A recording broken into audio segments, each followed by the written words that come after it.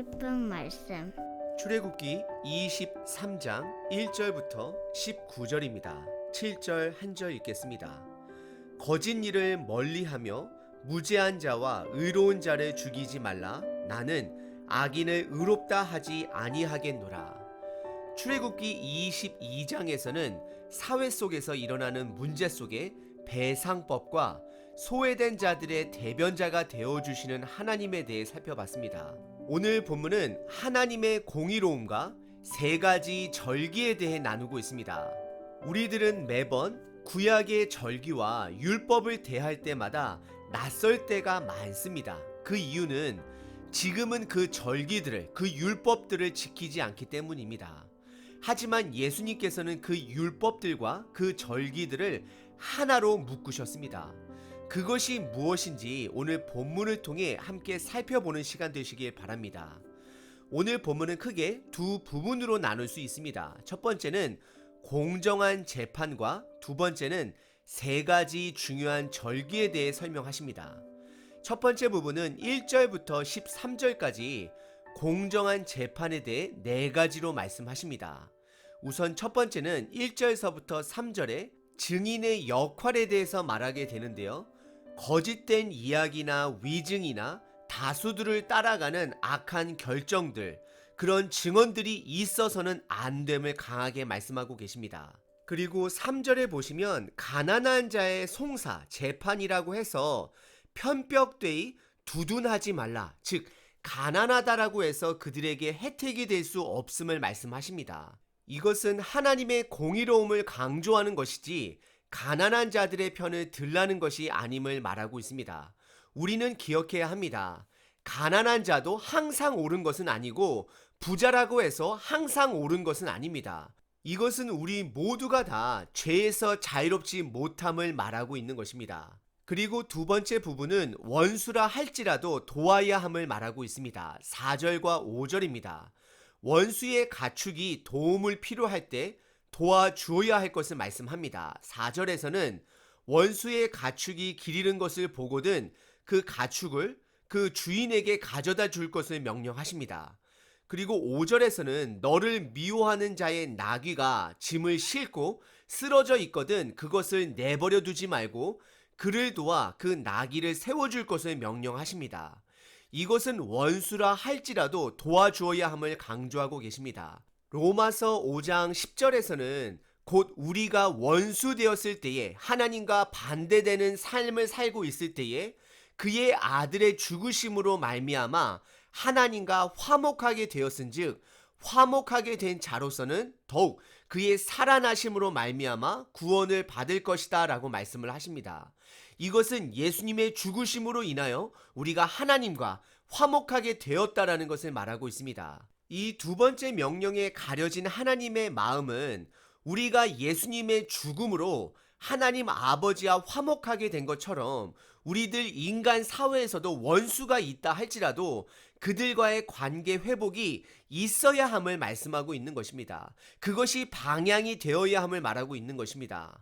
우리 삶 속에 원수를 품고 관계를 회복하는 것은 쉬운 일이 아닙니다. 그리고 세 번째 부분 6절서부터 9절까지는 법정에서 소외되기 쉬운 약자들을 이용하지 말 것을 말씀하십니다.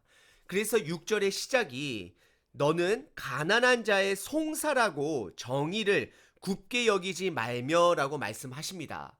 다시 말씀드리면 하나님은 지금 약자의 편을 들라고 말씀하시는 것이 아닙니다. 상대적으로 힘이 없고 줄 선물, 뇌물 이런 것이 없는 자들에게 항상 불리한 죄악된 상황을 경고하고 계시는 것입니다. 그래서 8절에서는 우리들에게 뇌물을 받지도 말아야 할 것을 말씀하시고 9절에서는 법으로도 보호를 받을 수 없는 이방인이라 할지라도 그들을 압제하지 말 것을 명령하십니다. 그러면서 나그네 사정은 나그네가 안다라고 말씀을 하시면서 이스라엘 백성들의 애굽의 노예가 되었던 사건을 기억해야 함을 말하고 있습니다. 그리고 마지막 네 번째 법은 안식일법에 대해 말씀하십니다. 하지만 여기에서는 안식일 법이라기보다도 자비로움, 은혜에 더 가까움을 설명하고 있습니다. 10절서부터 13절입니다.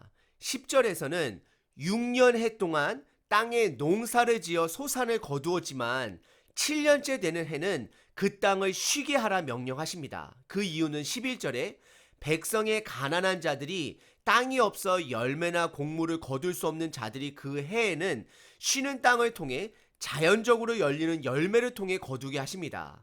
그리고 남은 음식은 짐승들에게까지 먹을 수 있게 하십니다. 그럼 우리는 이런 질문을 하실 수 있습니다. 그럼 7년째 되는 해에 땅을 가진 자들은 무엇을 먹고 사느냐 질문하실 수 있습니다. 레위기 25장 21절에 보시면 여섯째 되는 해에는 앞으로 3년 동안 먹을 수 있도록 풍성한 해를 약속해 주십니다. 그럼 반대로 가난한 자들은 6년 동안 어떻게 먹고 사느냐를 또 한번 질문하실 수 있습니다. 그것은 레위기 19장에 보시면 농부들은 곡식을 거둘 때 모퉁이 부분은 줍지도 말고 거두지도 말고 떨어진 이삭들은 줍지도 말 것을 명령하십니다. 이것을 통해서 주변의 가난한 자들이 생활을 이어갔던 것이었습니다. 하나님은 지금 안식일 법보다 안식일 법을 통해 가난하고 소외된 자들이 먹고 살 수 있는 길을 마련하고 있는 것입니다. 그래서 이어서 12절과 13절에 보시면 6일을 일하고 7일째 그 집주인이 쉬어야 그 밑에서 함께 일하는 종들과 동물들도 함께 숨을 돌릴 수 있다라고 성경은 말하고 있습니다. 오늘 본문의 첫 번째 부분에서는 하나님의 공의로움과 동시에 하나님의 자비로우심을 보여주고 있습니다.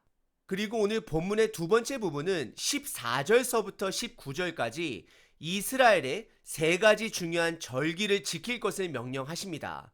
첫 번째는 15절에 무교병의 절기라고 말을 합니다. 이것은 유월절을 동시에 함께 말하는 것입니다. 무교절과 유월절은 연결이 된 절기입니다. 그리고 두 번째 절기는 16절에 맥추절입니다. 맥추절은 유월절 시작 이후 50일째 되는 날 하루 축제로 쉼을 갖는 날입니다. 이 날은 77절이라 불리기도 합니다. 즉 일주일이 7번이 지나면 49일인데 그 다음날 50일째 되는 그 날을 지키는 것입니다. 그래서 다른 말로는 오순절, 즉 50일째 되는 축제의 날이라 부르기도 합니다. 그리고 세 번째 절기는 16절 중반에 나오는 수장절입니다. 추수한 것을 하나님께 감사함으로 드리는 날입니다.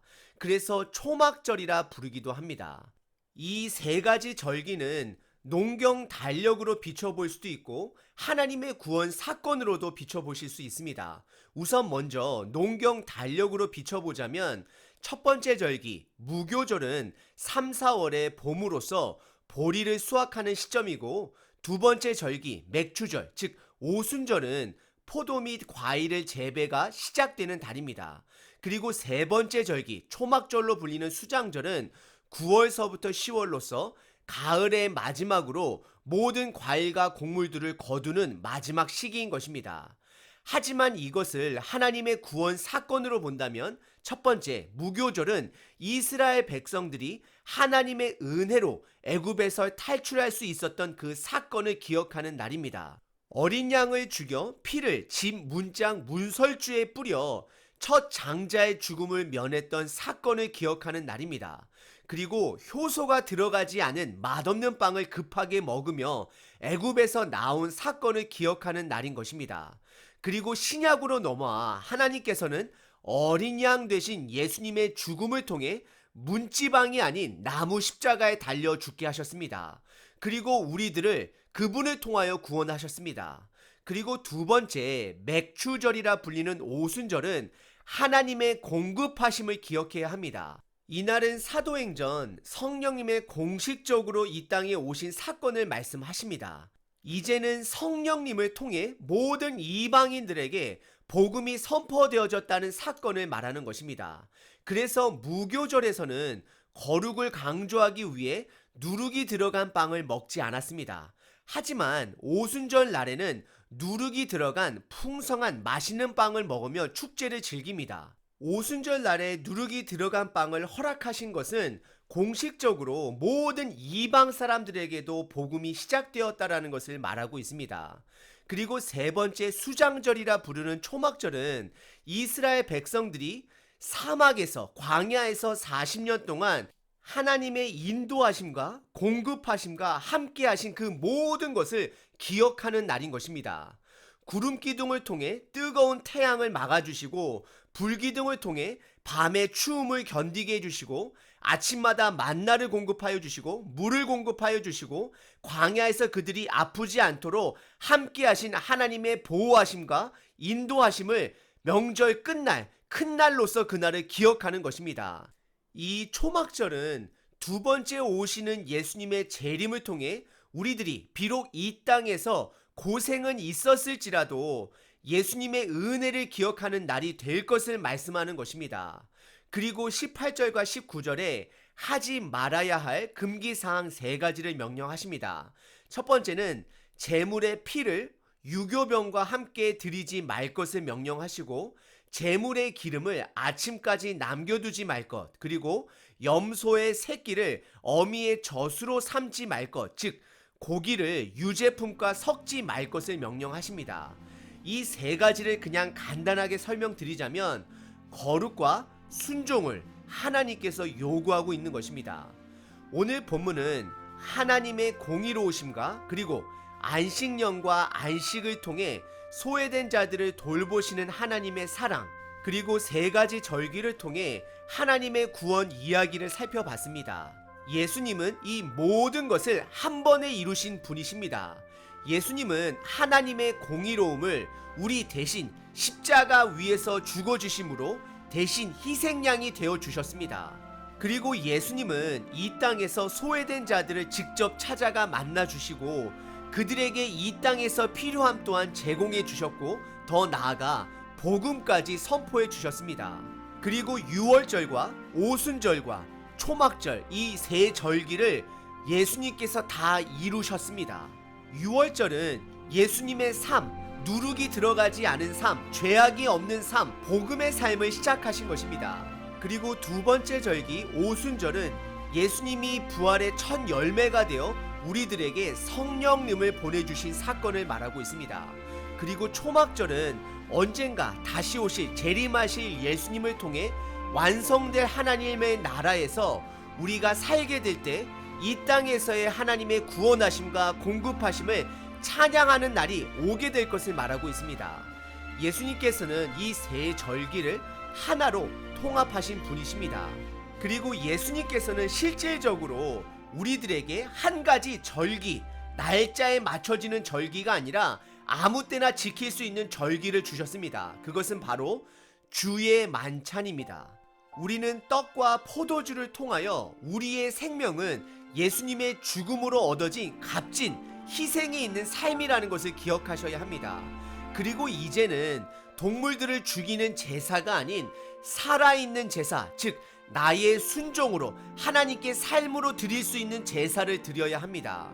오늘 하루도 공정한 하루, 긍휼을 품은 하루, 복음의 하루를 살아내시는 저와 여러분 되시길 바랍니다.